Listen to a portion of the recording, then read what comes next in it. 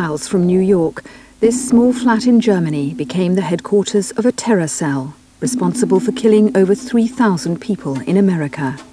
It was home to a man for whom life promised great opportunities. But he had a dark side, which drew him to Bin Laden's message of hate. Mohamed Atta became the commander of the cell. The striking feature were his eyes. They were immovable, they were extremely cold. I could sense this sort of frustration and rage. He got really upset and extreme in his judgments when it came to politics. Others were brought here in the name of Islam to plan the terror atrocities of September the 11th. They harmed their religion, their countries, their people so much. For 3 months, over 3 continents, we've investigated the terror cell to find out who they really were. To discover, too, why they went undetected for 3 years while they planned their attack on America. Several of these people had been tracked by intelligence until they got inside the United States, and then they were lost in our own country. This is the story of how they plotted to fly 4 planes into some of America's most symbolic buildings, the moment the terrorists called the 0 hour.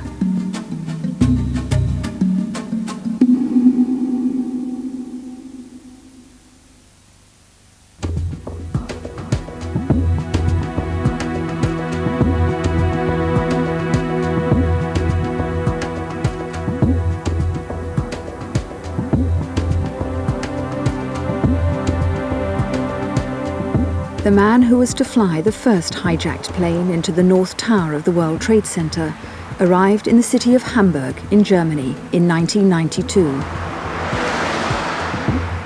Mohamed Atta came from Egypt to study town planning. He enrolled at a technical university in an industrial suburb. From the beginning, the serious young man impressed and intrigued the professor who taught him.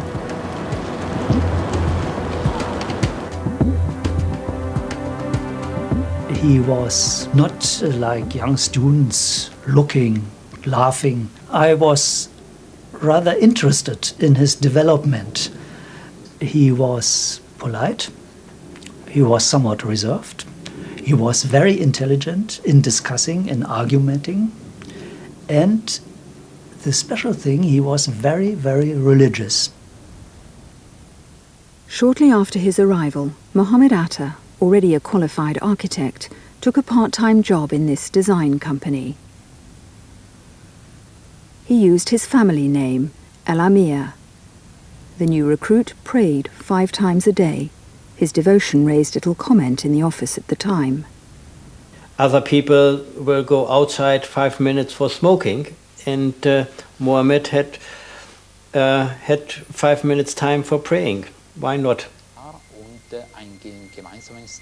Other students on his course saw Mohamed Atta as a man focused only on his town planning studies.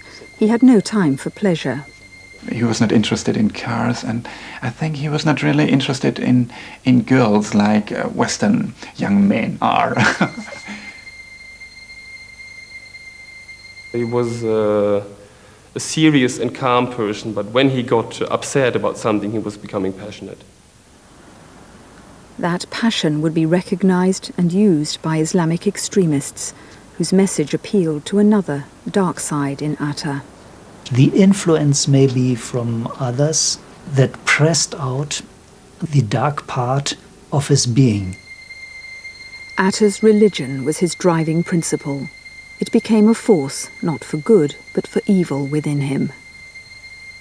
He went to pray, and this gave him force to be what he was, to be 2 people.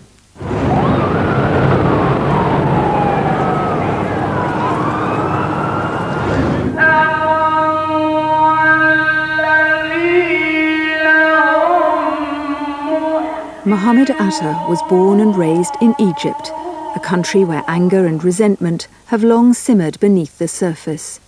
There is widespread anger against a ruling elite seen as corrupt and undemocratic. Allahu Akbar! Allahu Akbar!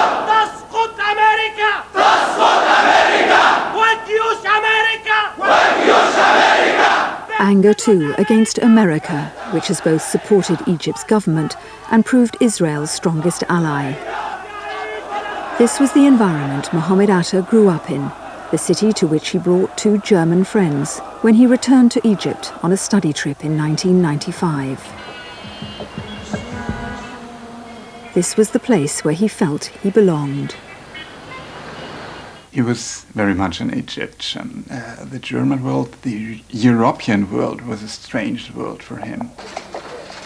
Mohamed Atta and his friends from the university were here on an urban aid project to redevelop Cairo's old quarter. The Germans found that Atta held strong political views. He was critical of corruption in his own government and its close relationship with America, which he felt was against any Muslim cause. These politics were always in the interest, actually, of the US. And he was very critical of that, actually. I could sense this sort of frustration and rage, especially about what was going on in the world and the biased politics against Muslims, as he would have regarded it. Atta's rage and frustration were fueled by a government crackdown on Islamic extremists at that time, following a wave of terror attacks. Hundreds were imprisoned. There were accusations of torture, unfair trials. Mohamed Atta was afraid. With his political views, he would be arrested if he returned to live here. Mohammed gave the impression of being sad and some kind of being depressive about his individual perspective and about the political situation, because he didn't know how to remain in Egypt without being criminalized, because he wanted to live in Egypt. Mohamed Atta had grown up as the only boy in a traditional Muslim family. His father, a successful lawyer, dominated the child with his forceful personality. He has no friends. He's a loner. He's like me. Mohamed Atta's mother doted on her son, who was considered a sensitive boy. He felt himself in the shadow of his two older sisters, both successful graduates. Friends saw him as soft and immature. Mohammed, I remember him completely in a form of child. He has a child feelings, innocent, virgin. The future hijacker was a carefree student when he received his first degree from Cairo University. His friends never considered him a natural leader. Really, he is a very delicate person. So I'm going to cry about him. He was a very nice person, really.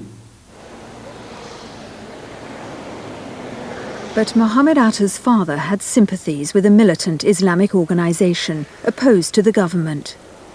This was the political background against which his son grew up. The father's views haven't changed to this day. The pulse of the Arab streets say that America is a filthy thug. America is a filthy thug who wants to hit the Islamic nations. The frustrations of Atta's father and millions of Muslims found a voice in the remote mountains of Afghanistan. Osama Bin Laden was becoming a real force in 1995. His message, America must withdraw its troops from Saudi Arabia. He'd been a key figure behind an earlier attempt to destroy the World Trade Center. Investigators made an intriguing discovery. A member of his terror group, a pilot, had talked of smashing his plane into the CIA headquarters.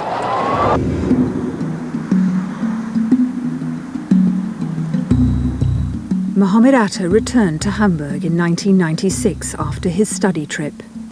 He found himself in a very different and alien environment. He was lonely and homesick. I insisted on him leaving. He didn't want to. The last time he was here, he told his mother that he'd had enough and wanted to stay. I miss you, he said. She told him, Daddy wants you to go, and you mustn't upset him. He spent a great deal of money on your education, and you must finish it. Atta discovered a refuge in Hamburg, somewhere he could meet like-minded people from a more familiar Islamic world. Somewhere he could express his religious beliefs. Atta found what he was looking for in a nondescript building in a rough part of town. A place where young men from many Arab countries congregate. Only a small sign indicates the existence of the Al-Quds Mosque. Most mosques don't espouse extreme Islamic views, but some have attracted a radical element. When we visited the Al-Quds Mosque, we weren't welcome. You are not allowed to stay there. You have to go out. It will be better for you. Go. There might be small groups in one or two mosques who are the representatives, the activists of a radical fundamentalist Islam, one with terrorist aims. And these would be the ones to seek out capable persons from among their fellow believers and to get them involved in their activities. Mohamed Atta grew a beard, a sign of religious devotion, sometimes a sign of radicalization. Investigators believe he met other young men with extreme views at the mosque. It's thought he may have been directly recruited there by an agent of Bin Laden.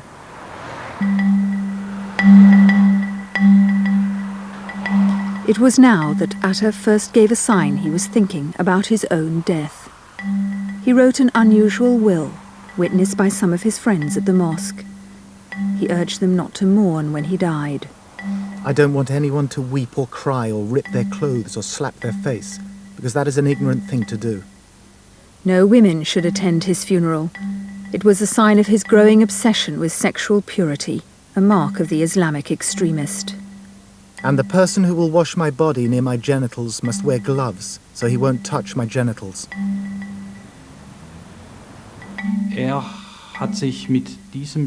probably wanted to make it known, by writing this document, that he was going to commit an act in which he himself, in all likelihood, would die.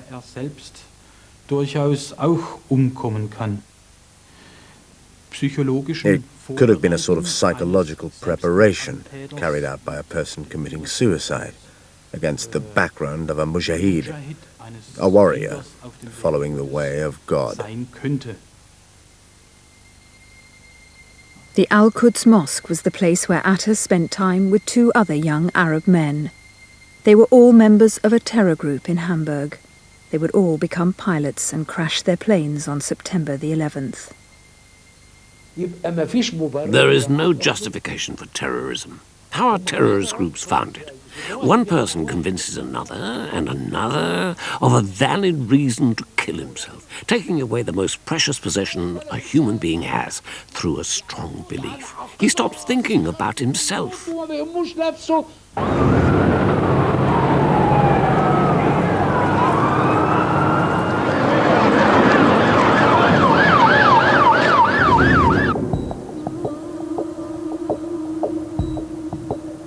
The man who flew the second hijacked plane into the South Tower of the World Trade Center came from the United Arab Emirates.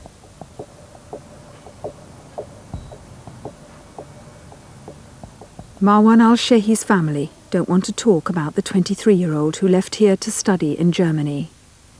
He brought shame on his conservative and religious country.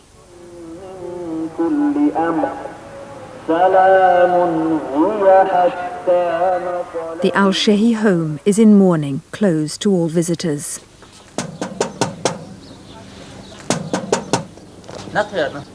There's nobody here? Close the... I just saw somebody come in. No, that's not... Police told us to leave.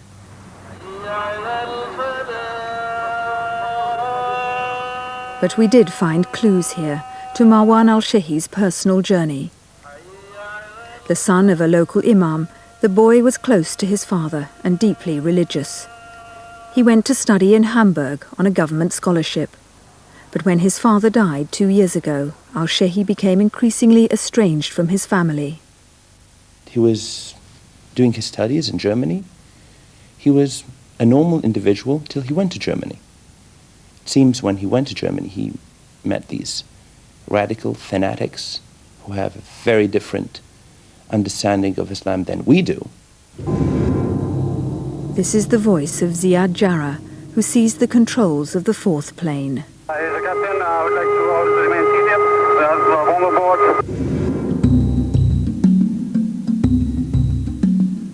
The young man who flew Flight 93 to destruction came to Hamburg from the Lebanon in 1997. He rented a room from a German landlady in a genteel suburb of the city. Unlike Atta, Ziad Jarrah was outgoing. Everyone was struck by his good looks, his sense of fun. Did you like him? Yeah. Yes. He was a nice young man, really, and we got on well. He used to bring me back presents too when he went home. Sometimes we would chat when I was having tea, and I would invite him to have a tea with me. Ziad Jarrah met a girl, a Turkish-German medical student. They lived together, to the surprise of his family back in Beirut. We loved the girl. She's very nice. She loves Ziad. He was living with his girlfriend, and this is against radical Muslims' thinking and behavior and acceptance. It was a serious relationship, yes. And they were well suited too. And they loved each other. I'm convinced of that. Jarrah enrolled on a degree course to study aircraft engineering. He wanted to return to Beirut and open his own company. He also had an ambition to learn to fly. Jarrah was clever and popular and enjoyed a beer with his German friends. But within a few months of arriving in Hamburg, Jarrah began to change. He'd made new friends elsewhere in the city. A portrait painted by his landlady showed small but significant changes in his appearance. At first I didn't notice anything. But later on he kept a small prayer mat in his room. And he grew a beard. And I poked fun at him because of it.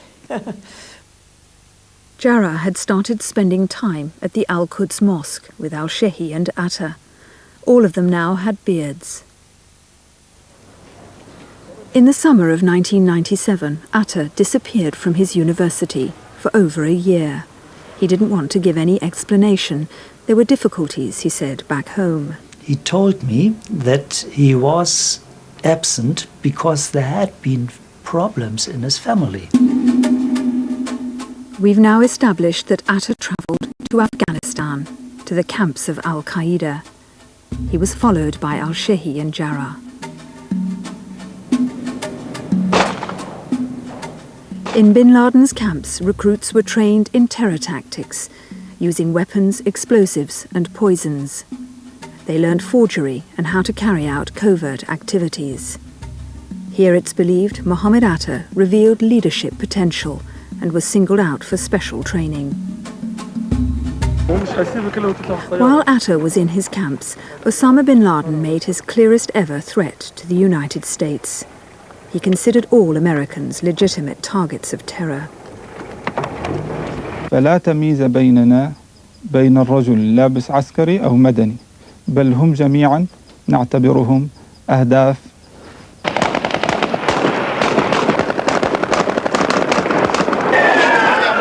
In August that year, Bin Laden's men bombed the US embassy in Nairobi, killing 200 civilians, most of them African. 12 Americans died.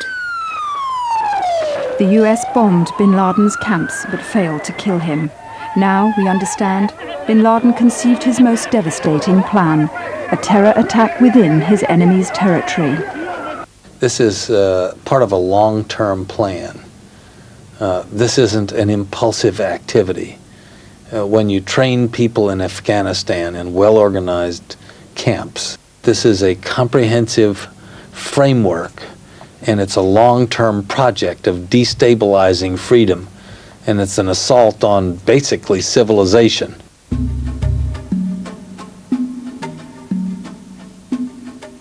Mohamed Atta reappeared at his Hamburg University in the autumn of 1998. The teaching staff found he was a changed man.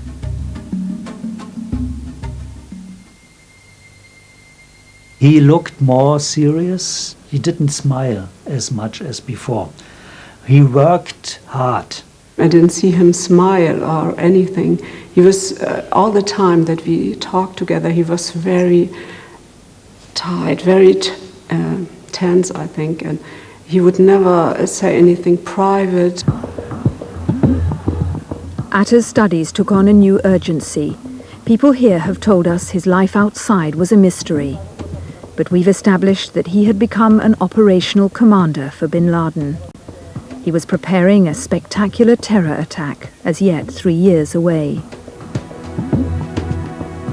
Following the blueprint laid down in Al-Qaeda's manuals, he formed a terror cell, secret, self-contained. He found an apartment, number 54 Marienstrasse. It became the meeting place for at least 6 Arab students, members of the cell.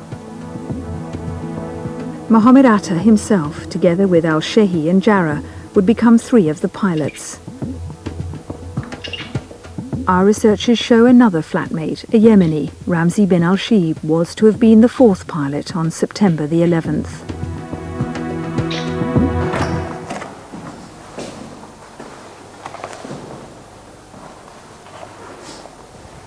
Their German landlord found nothing suspicious about the 3 young Arab students who signed the lease on the flat. They were bearded but smartly dressed. They seemed respectable. They only made one request, for high-speed phone lines for their 2 computers. So this is the lease that you signed? Yes, the original Hamburger Mietvertrag, the paper. 2 of the 3 men who signed the lease are believed by investigators to have been responsible for the cell's logistical support. Said Bahachi, Mohamed Amir, That's Ramzi bin Laden. Yes, Mohamed Amir, Atta. Mohamed Atta, using his family name, was the other person to sign the lease. And did they have all the right paperwork, all the right credentials? All the papers are correct. The tragedy that we know is that it was a convenient enough or accommodating enough setting that they could be successful. And as a result of that success, America and freedom-loving people around the world were damaged severely. That winter, there was a missed opportunity to penetrate the cell. In the aftermath of the Nairobi bombing, German intelligence was carrying out surveillance on one of the men who signed the lease on the flat with Atta. He was suspected of links to Bin Laden. The activities at the Marienstrasse flat could have yielded valuable clues as to the group's intentions. But the Germans never focused on Mohamed Atta or the others who had become the pilots.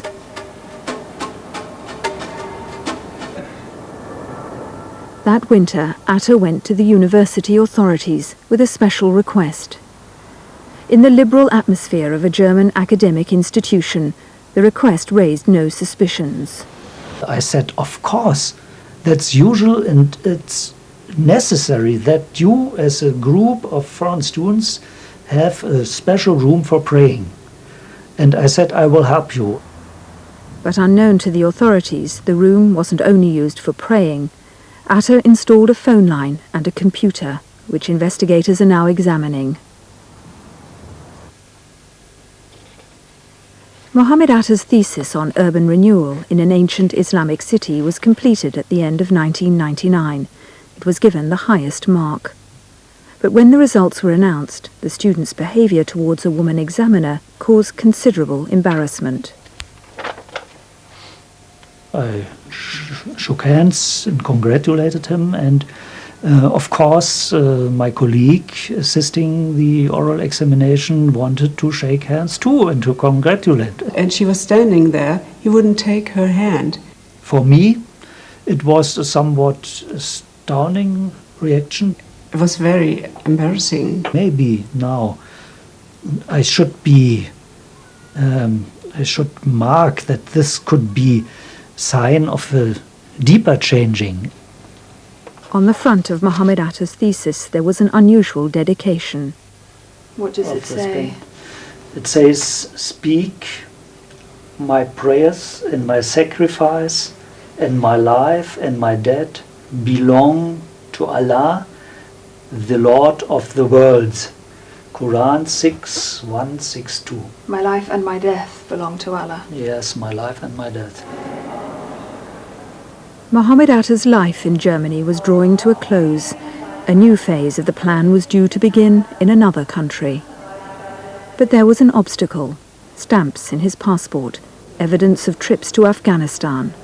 Atta had been back to Bin Laden's camps again that year. Guten Tag, ich bin der elektronische Fotograf. Atta needed a new passport.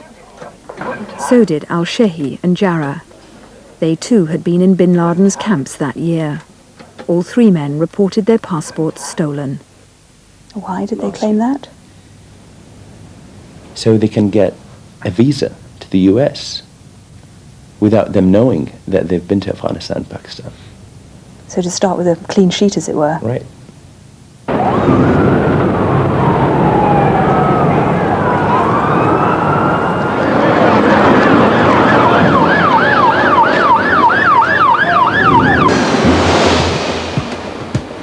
"15 months before the September attacks, three of the men who would pilot the planes arrived, separately, in America. The Arab tourists who'd come from Hamburg attracted no attention. The States was to prove too open, too unsuspecting. There were serious breakdowns. We'd not been attacked in our homeland since Pearl Harbor. We did not feel that America itself was a target of terrorist activities. We were lax in that regard. The trio made their way south to Florida and the small town of Venice. With its long hours of sunshine, Florida is the place where people come to learn to fly as quickly as possible. The men from Hamburg headed for two small flying schools. Ziad Jarrah checked into the Florida Flight Training Center. On the same small airstrip, just 100 yards up the road, Mohamed Atta and Marwan al-Shehi enrolled at Huffman Aviation.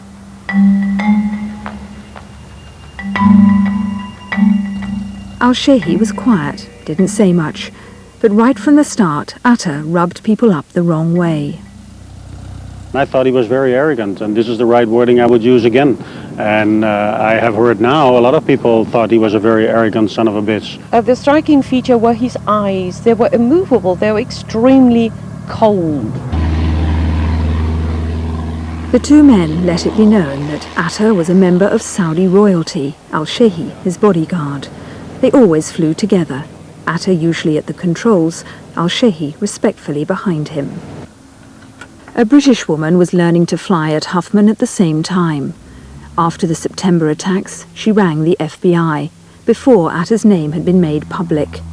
She'd always been suspicious that something about him just wasn't right. That is something that struck me just odd, of somebody who seemed to be so in command, and yet approaching this aircraft as though it was a means to an end, rather than a pleasure or enjoyment. And this is why one couldn't help but get suspicious as to why is he here? Why is he doing this? Only once did Anne Greaves see any sign of enthusiasm from the two mysterious Arabs. It was in the computer room, where they'd been busy on the internet. Mohamed Atta and al-Shehi were hugging each other with joy and almost dancing in the room. It must have been sometime towards the middle end of October. On October the 17th, the USS Cole, an American warship, was attacked by an Al-Qaeda suicide squad. 17 US sailors died. In Afghanistan, Bin Laden celebrated this direct blow to America's might. So too did some of his followers in Florida. I thought this was extraordinary because I thought, wow, there's some life in them then after all, because this I had not seen before. But no one in authority at Huffman questioned more deeply why 2 Arab tourists with little enthusiasm for aviation were learning to fly. 13 months before the attacks, 2 of the trainee pilots, Mohamed Atta and Ziad Jarrah, tried to get a US visa for another member of the Hamburg terror cell. He was living in the Marienstrasse flat, his name Ramzi bin al-Shib. We've discovered he was to have flown the 4th plane on September the 11th, but his visa was repeatedly refused by the US authorities. He was suspected of links to the Cole terror attack. Yet no one thought to question those who tried 4 times to bring such a man to America. And no one questioned where the money was coming from to pay for the flying lessons. November on here, yeah. All the way.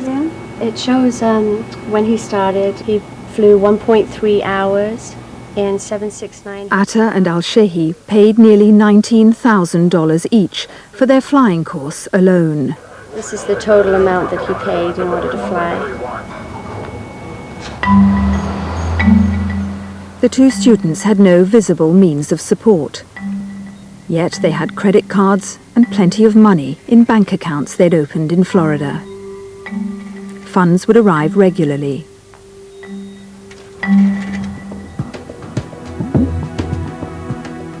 They were coming from Dubai in the Emirates, one of the world's busiest and most anonymous banking centres. Much of the cash was coming through the account of al-Shehi, a citizen of the Emirates. He was to be the pilot of the 2nd plane in the September attacks. There were 4 transfers totaling about $100,000.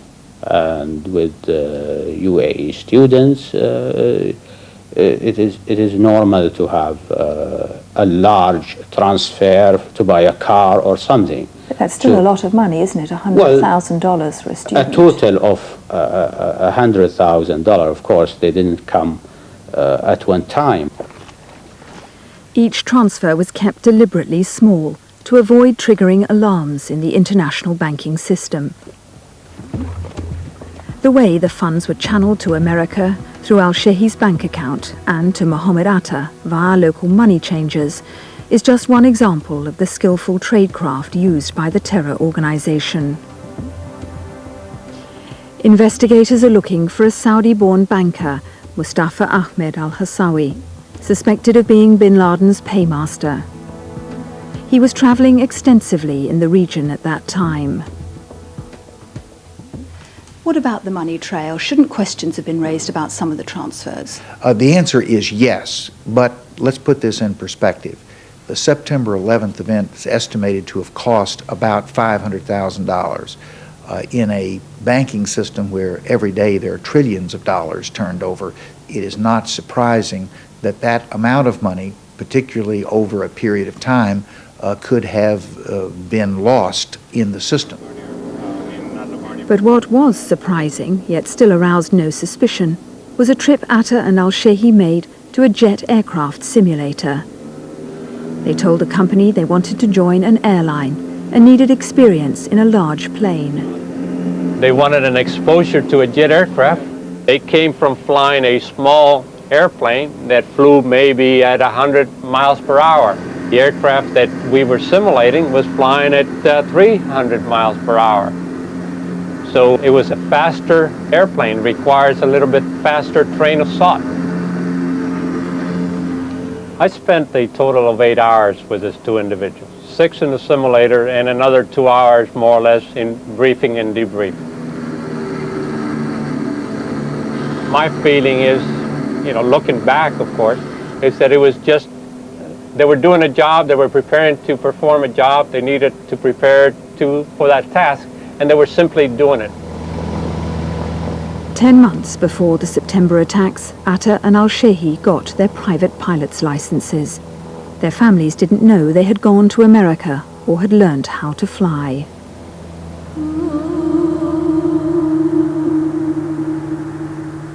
Back in the Emirates, Marwan al-Shehi's relations were growing concerned. He'd returned home from Germany only once at his family's insistence to marry a local girl. But he never even lived with her and soon disappeared again. The al-Shehi family asked the government to try and find their son. We always felt that he had problems because by contacting his friends in Germany, we did know that he had some close relations with people, in a way, linked with radical Islamic groups. Then we didn't know who it was. Was it Bin Laden or anybody else linked with Bin Laden? 9 months before the attacks, there was a key moment at Dubai airport. The pilot, Ziad Jarrah, arrived from Bin Laden's camps via Pakistan. We've discovered that by now the Americans had their suspicions about Jarrah. They asked the Dubai authorities to question him about his links to Al-Qaeda. Jarrah said he was a pilot. He had a US visa and admitted he'd be going back to the States. The US was informed, but told the Emirates to let Jarrah continue his journey. The American government has declined to comment on this missed opportunity. Jarrah then went to Beirut for a family wedding. His parents knew he'd been to America and learnt to fly, but had no idea he was a follower of Bin Laden. He successfully hid his true face, that of a terrorist. He was behaving in a very modern way, dancing, socializing with everybody in the party.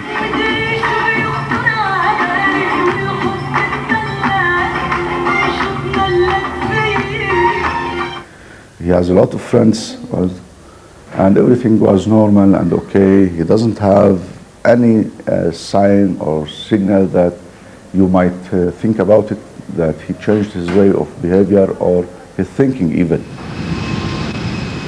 In the 8 months before the attacks, the operational commander of the terror group made at least 7 trips over and back across the Atlantic. No one knows exactly what Atta was doing in his travels round Europe, in Prague, Madrid, and back in Hamburg. But it is known that Bin Laden passes important messages to cell commanders through couriers sent from Afghanistan. 5 months before the attacks, a taxi driver in southern Germany picked up an unusual fare. 3 Arab passengers wanted to go 400 miles in his taxi. He was ordered to take them to Hamburg. The men in the back of the taxi didn't want to speak, but the driver told me that the Arab sitting next to him had started chatting.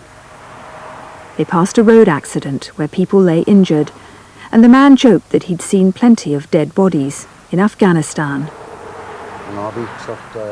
So I asked him if he'd been a soldier in Afghanistan. He said, yes, he had been. He was a soldier in Afghanistan. He said he was a soldier in Afghanistan. The taxi driver was told to go to Hamburg railway station, where a friend would be waiting to pay the fare. When the other man approached the taxi, the man sitting next to me jumped out, and they hugged.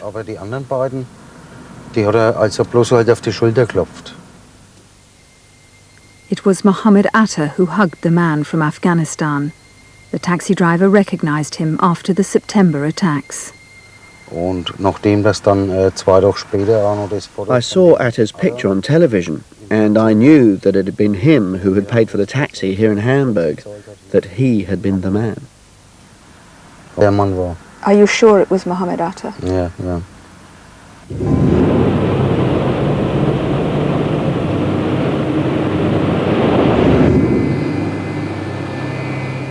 The trips made by Mohamed Atta must have been important, because he was taking big chances. Coming back into Miami on one occasion, he knew his visa had expired, but would the INS, the Immigration Service, check him out? The outdated visa was noticed, and he was singled out for tough questioning. How much time have you spent in the United States? But Atta knew how to work the system.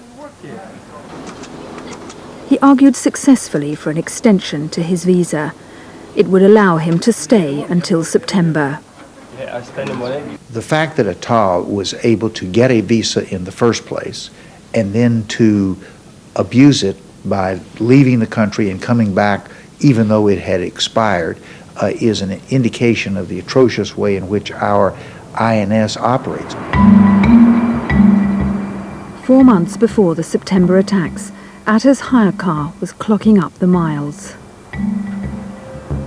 The 3 pilots had moved to the east coast of Florida and rented a series of anonymous apartments close to each other. And then a dozen more Arabs began arriving in 1s and 2s. They came from Saudi Arabia via Dubai and the Gulf. These men were hand-picked followers of Bin Laden, trained in his camps. They were to be the foot soldiers in the attacks, the muscle that would actually terrorize the passengers. None of the new arrivals attracted the attention of officialdom. They had the necessary visas, and they'd been chosen because they had no record of terrorist connections.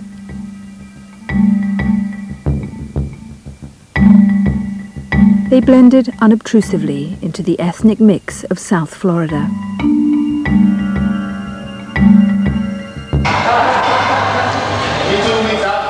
The hijackers passed their time in local gyms, getting fit for their coming mission. When one of the pilots, Ziad Jarrah, applied for a membership, he said he would only need it until September.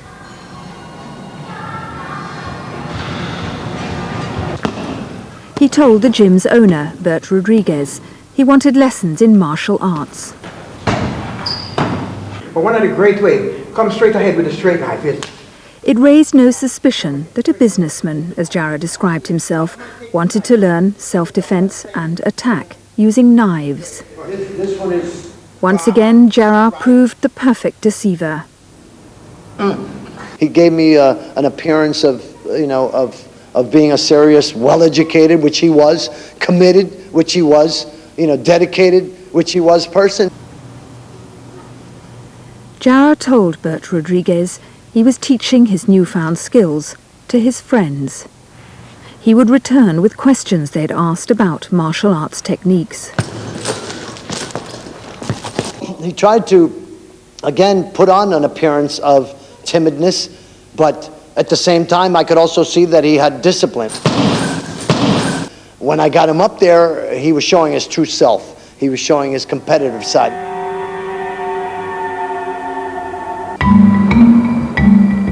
Atta was the link man between all the hijackers living in different locations in Florida. That summer, he moved unnoticed amongst American holidaymakers. His tradecraft was meticulous, and he was thrifty.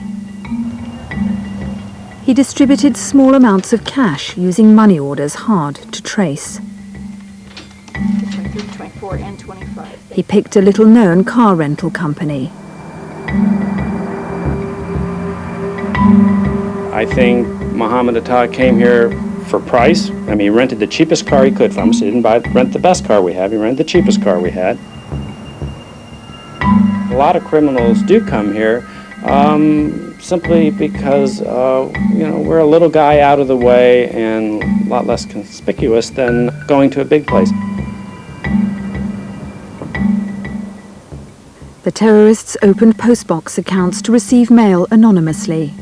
They deliberately conducted communications in busy public places, using a chain store for email. No one traced their presence on the web. They may have encrypted their messages. The operation was low-tech, virtually undetectable for a nation geared up for a very different intelligence war. We're very good at listening on satellites or taking pictures from the sky of the former Soviet Union.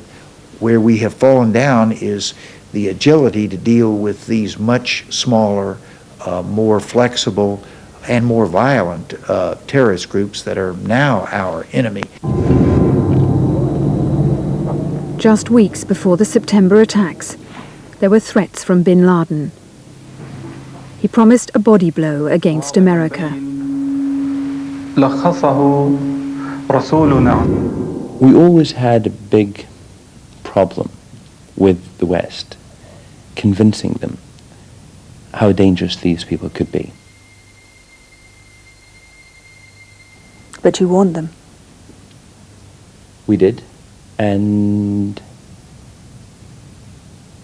they did have a feeling that something was coming, but they didn't know where or when or how.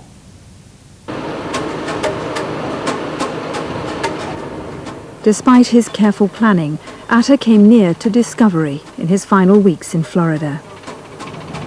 He had no local driving license, and one night the police pulled him over.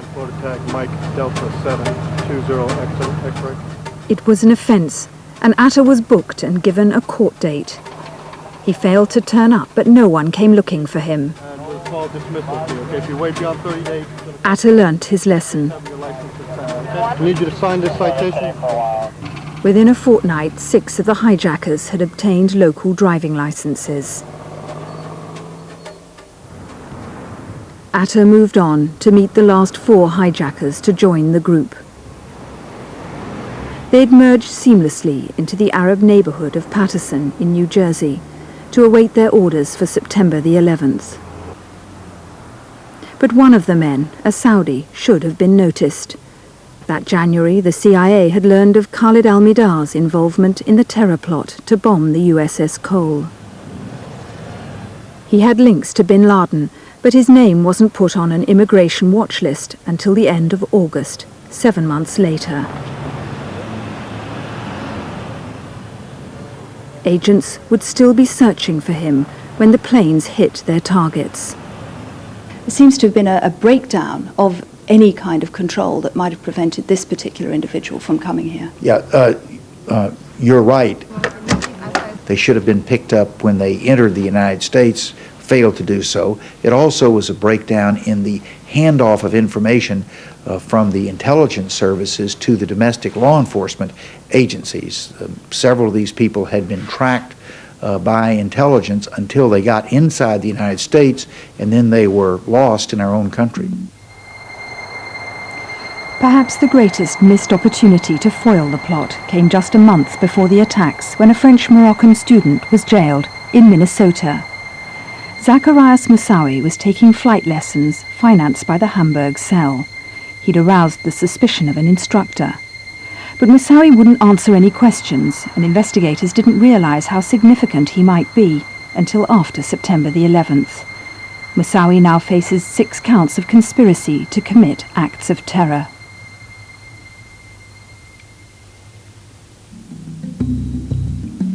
The months before the attack, 19 hijackers were in place. One of them was still undergoing intensive last-minute training in order to pilot the 4th plane. The targets in New York and Washington had been fixed.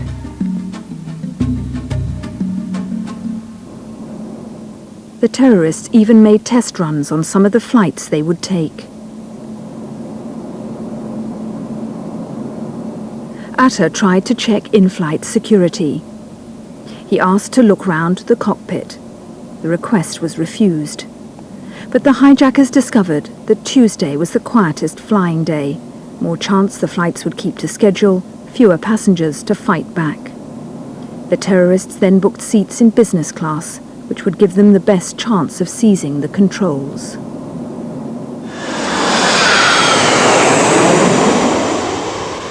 Two days before the attacks, at Boston Airport, Atta was watching planes prepare for departure. Again, it was a woman, a passenger, who noticed his suspicious behavior. He walked very aggressively with his head held very high, looking around. When I was actually boarding the airplane, he was standing at the gate counter, writing in a card.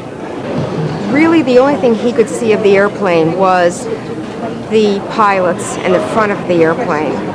And I thought to myself, this is very strange. And I was actually afraid.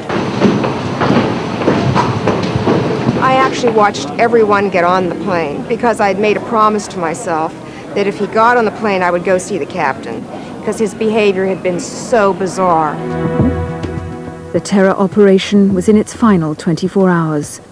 In a city in the Emirates, Bin Laden's mysterious money man appeared again. This time to collect cash, sent back from America via a money exchange. $5,000 from Mohamed Atta and 2 other hijackers. They were obeying Al-Qaeda's rules, returning money to finance future missions. The transfers were received by Mustafa Ahmed al-Hawasi. Mustafa Ahmed picked up $5,000. The next day, he disappears to Pakistan.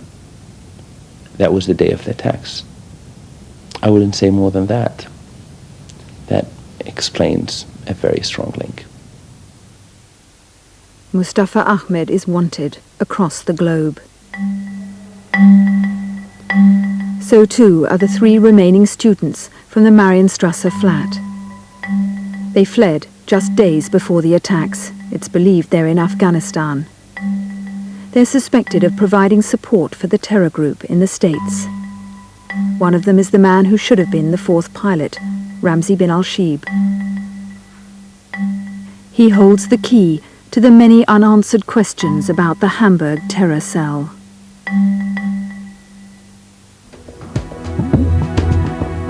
The night before the hijack, Atta and another hijacker headed out of Boston. It seems the plan was for the 19 men to split up to avoid attracting attention before catching their flights. The 2 men checked into the Comfort Inn in Portland, Maine. Their final hours would be spent wandering the city. A document entitled The Last Night would later be found in Atta's luggage, also in a car used by the hijackers and in the wreckage of a plane. It made it clear that death lay ahead. Make an oath to die. Remind yourself that in this night you will face many challenges. Obey God, stand fast. That evening, images of the 2 hijackers were captured by various security cameras. No one knows if all 19 men read Atta's last instructions, or whether it was just the pilots who knew they would die. Atta appeared stern-faced in the background, but his young companion seemed oblivious, even carefree. I can't believe that 19 people were aware that they are going to die, and none of them just disappeared a couple of days before the attacks, or even at least said something about it. In his instructions for the last night, Atta urged the men to make a final checklist of their passports, wills, and knives. It was a chilling reference to their victims.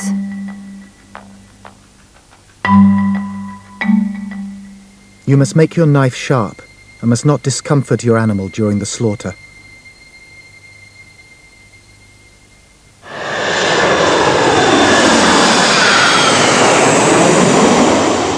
On the morning of September the 11th, Atta and his companion caught a short flight to Boston Airport. These last pictures of the men show no sign of what lay ahead. When the hour of reality, the 0 hour, approaches, open your heart and welcome death for the sake of God.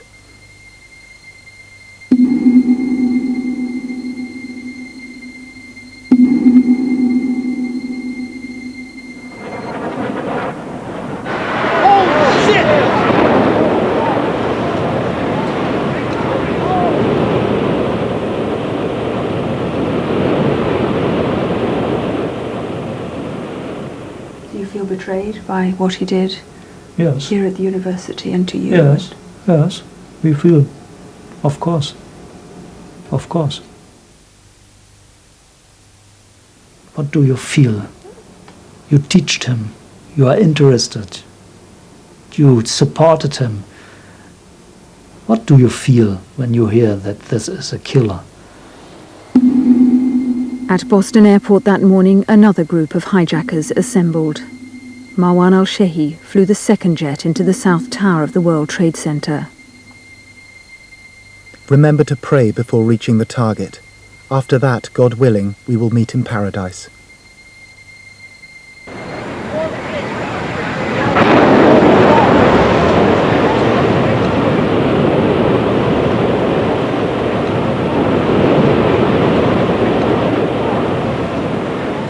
It doesn't matter what Bin Laden says about it or what anybody says about it.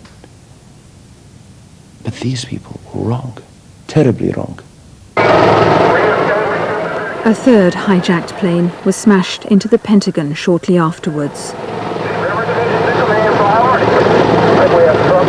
I can't find anything that have affected our religion more than killing those people, thousands of people. In the skies above New York's burning landmarks, another tragedy was being played out on board Flight 93.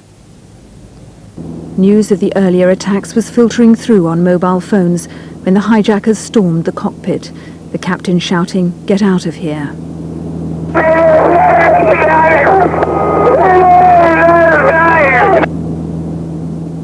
Then air traffic control heard a voice on the intercom. It is presumed to be Ziad Jarrah's. Hi, the captain. I would like to remain seated. We are on board and we are going to back to the airport and to hand over demand, so please remain quiet. Air traffic control asked other planes in the area if they had heard Jarrah's threat. Executive 956, did you understand that transmission? Affirmative, he said there was a bomb on board. United 93, understand you have a bomb on board, go ahead. They called Flight 93 22 times, in vain. United 93, United 903, do you hear Cleveland? United 93, Cleveland. United 93, do you still hear Cleveland? At 10:03, Flight 93 crashed into the fields near Pittsburgh.